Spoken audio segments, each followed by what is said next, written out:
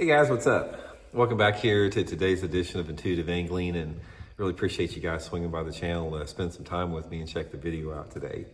We are going to have a talk about one of the hottest topics in bass fishing over the past year, and that is the cheating situation. Cheating, rule violations, breaking rules, polygraph tests, all that type of stuff. And the point of this video, guys, is I want to make it very clear that there is a huge difference of a rule violation in a tournament and being accused of cheating in a tournament or cheating in a tournament. We're going to make the distinction in that because there has been a lot of for a lack of better term, guys, just a lot of bullshit surrounding this entire conversation. We're going to clarify that in today's video. Also, guys, thank you very much for everybody that's taking time to hit that subscribe button here at Intuitive Angling. Man, I really appreciate that. Really big thanks from me and my family for doing that. And also, guys, real quick, one of the top baits I like to fish this time of year in October and early November is a finesse jig.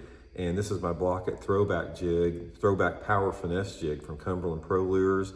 It's got living rubber frog hair on it, hand-tied living rubber skirt, guys. Outstanding bait to be used specifically in October and November. Take this little sucker here, guys, either a green pumpkin and a purple or brown and purple. Fish it on bluff banks or steep rocky banks. You get a lot of bites doing that. So I'll put my Power Finesse Throwback jig and my Tackle Warehouse link in the description of this video. So appreciate that. Okay, guys, I wanted to do this video for a couple different reasons. If you guys have been following the sport, we have seen a rash of disqualifications and polygraphs and failed polygraphs and accusations and people being accused of cheating, people getting disqualified from tournaments. Excuse me. It's been rapid, over the past year and a half or two. I had, out of all the years I've been fishing tournaments, which has been a long time, I have never seen so many disqualifications that I have over the past year or two in fishing. It's just completely out of control. And I want to talk about this because I had a chance to experience this bullshit firsthand at my last tournament, at the Toyota Series tournament up at Lake the Ozarks. A lot of you guys know about the situation, what happened. If you didn't hear about it, I made the finals in that tournament, the top 25. And in that particular tournament, after you make the top 25 in the tournament, there's a top 25 meeting for the top 25 anglers. And as soon as the meeting starts, there's a rule that you can't talk to anybody about fishing unless they're in the top 25. And I was late to the meeting. I didn't hear him say that. It's in the rules. And I forgot about that rules. And I talked to another tournament competitor, a friend of mine that had been in the tournament. We'd been talking in practice, working together in practice, working together before tournament. We talked every night after the tournament. And I just made the mistake and I forgot that it was a rule. And I talked to him about 10 minutes after the meeting was over. I talked to him before the meeting too. I just completely forgot about it. And my catch for the last day, I wasn't disqualified from the tournament, but my catch from the last day was disqualified because of that rule violation. And of course, the haters came out immediately and started calling me a cheater. Like, Randy's cheating, Randy can't find fish, he had to get, information from somebody else. Well, the facts came out a couple days later, and that was complete bullshit. And once the facts came out, all those people that accused me cheating had to eat their words, because it was not cheating. It was an honest, rule violation from just an oversight, just forgetting about what the rule was. Because there is a ton of rules, guys. If you look in the rule book of any tournaments, there's a list a mile long of rules. So it's easy to forget one. A lot of people have. But the point I want to talk about today, and not just in my situation here, is people have got to stop equating a rule violation and breaking a rule with cheating in a tournament. It's not the same thing. It's not even in the same universe. And what happens is when we see a disqualification, and you see it immediately because you can't hide it. When people get disqualified every tournament, it seems like anymore, for a myriad of reasons. I mean, just hundreds of different reasons. The first thing that comes out is you have this mob mentality, which is really disgusting, that anglers get this mob mentality without knowing the facts and not knowing the truth behind it, and they start labeling people as cheaters. And when you do that, that has a tremendous negative effect on an angler's career. So it is extremely irresponsible for anybody to accuse somebody of cheating without knowing the facts of the situation and just speculating. So we have seen this all across the board. And one of the things about that is that it is, when you talk about cheating, like pure straight up cheating, that, in my opinion, is extremely rare in the sport. It's extremely rare. There are a lot of rule violations that most of them are unintentional. Some people, there's different gradients to it. You have a set of situations like my situation, which was completely unintentional. Then you may have another set of situations where anglers are pushing a gray area. And I don't have a problem with anglers pushing a gray area as long as their intention is not to cheat. There's always that fine line. And some of the top anglers in the history of our sport, guys, I've known a lot of them. A lot of the top anglers in the history of our sport have been known to sorry about the little glitch there, guys. The camera turned off. I had to turn it back on. But anyway, what I was saying is a lot of the top anglers in the history of the sport that I have known forever have been known to push that gray area, where it's like they see a rule out there and they're trying to figure out how to get a competitive advantage, but they do not want to break a rule. That is not even on their mind. They do not want to break a rule, but at the same time, they may want to push it right up to that level. So there's a real fine line with that. And then on the other hand out there are some anglers out there that maybe know that, this is probably not legal to do this, but I'm going to try it anyway, but they're not real sure about it. And then you have people in the very rare situation that intentionally cheat.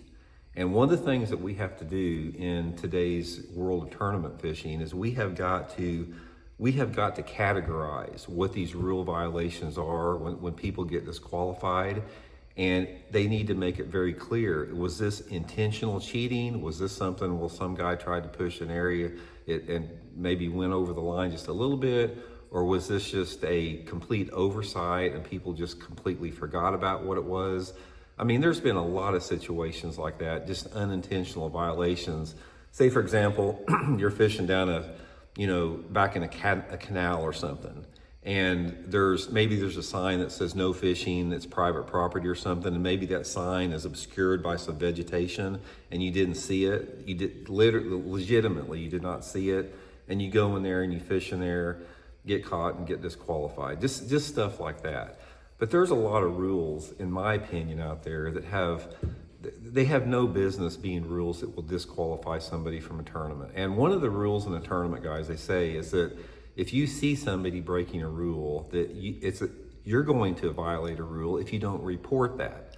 I do not agree with that at all, because, guys, I'll tell you right off the bat, I have seen some rule violations that I didn't report. They were minor infractions. Like, I remember one time about 25 years ago in the tournament I was at, there was an angler out there that he caught a fish and he was real excited, and he was getting ready to idle over across the cove, and he forgot to put his life jacket on. When he was idling over there, he actually stood up and he forgot to put it on because he was excited, and he got halfway across the cove and he put his life jacket on, and I didn't report it. I am not going to ruin somebody's career or ruin the fact that, they've spent thousands of dollars to get there and they've got a family to support over a simple oversight of being so excited that he just forgot to put his life jacket on.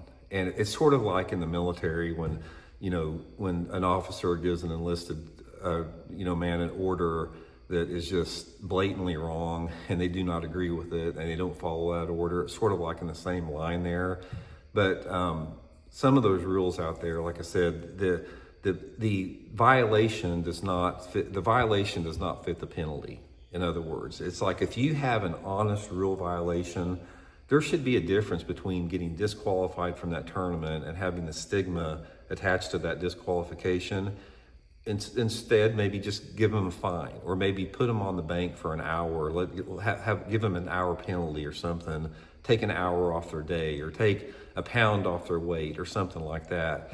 But an honest rule infraction that was an oversight because people just forgot about something or whatever, that the crime does not fit the punishment in a lot of situations with that. And this is a topic that's really open for discussion, because you got some people that are hardcore and they're going to say rules are rules. You got to follow the rules 100%. There's no variation. There's no deviance. It is what it is. And then there's some people that have some critical thinking skills and have the ability for a little bit of discernment, because I have dealt with tournament directors over the years where I have seen tournament directors make some very fair decisions. In other words, I have seen anglers that have violated rules before, and they would come to the tournament director, or they'd go to the tournament director or be reported to the tournament director, and they would explain the situation around it. And even though it may have fell underneath the criteria for disqualification, the tournament directors chose not to disqualify him.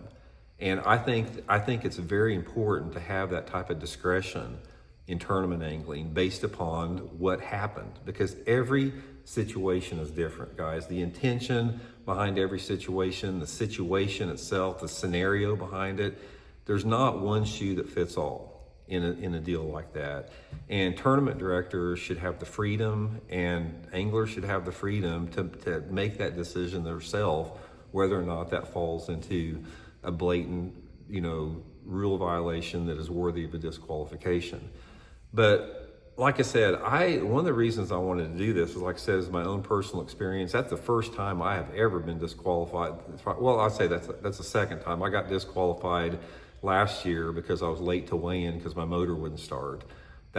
You're disqualified there, but that's a completely different realm. But that's the first time I've actually violated a rule, had a rule infraction. So I understand the frustration and the stigma that gets attached to that without having facts to back it up, and just people having that mob mentality. But something's got to be done a little bit. It's like, I'm not really sure what the answer is with that. Maybe it goes back to an examination of the rules that were set in place, and some of those rules are very difficult to enforce, or they may be unenforceable, or maybe they're outdated. It's like every single rule out there should be open to interpretation by the tournament director given that particular situation. Every good tournament director I have ever been around has had that. Some of the more inexperienced tournament directors I've been around, they were the ones that it's just like they're hardcore, it's black or white, there's no ifs, ands, or buts, this is the way it is all the time.